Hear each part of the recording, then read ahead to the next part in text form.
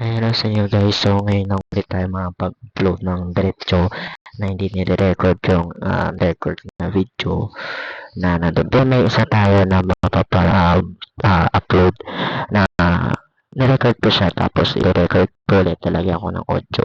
So yun, ngayon pala may nirelease na feature sa Instagram or si Meta para sa Instagram app na hindi nyo alam. Baka hindi nyo alam.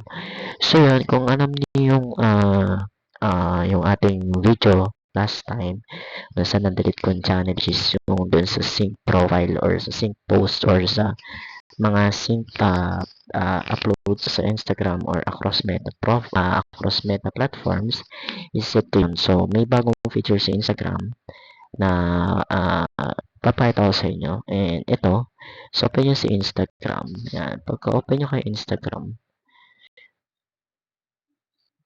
ayan.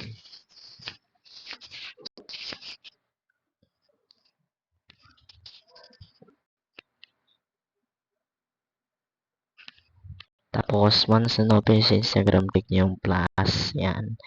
Tapos, pag naklik nyo yung plus, diretso yan dun sa inyong mga uploads. So, yan. Depende kung post or story. Tapos, and then, click nyo yung next. Yan, yung next dito. Tapos, pagka-click nyo nung next, ayan. Diretso yan dun sa... Wait lang, okay lang natin to ha. Ayan. And then, next nyo ulit yan. Pagka next nyo, so, pupunta na yan dun sa settings ng post.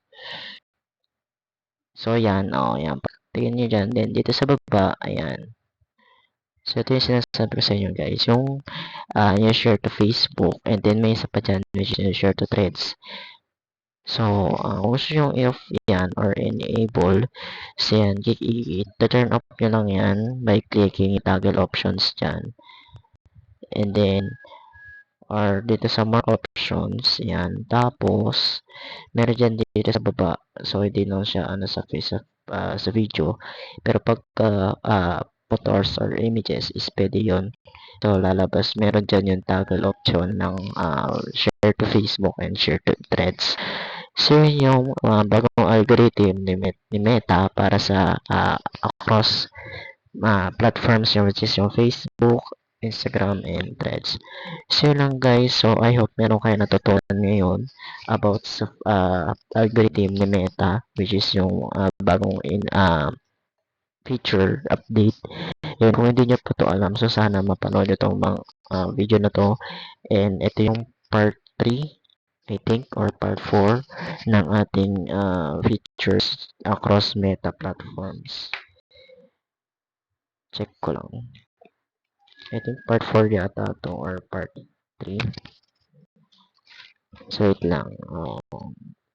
Part 3. So, yung sync profile picture or sync post or and upload sa ating Meta platforms.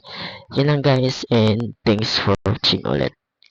See you on my next video.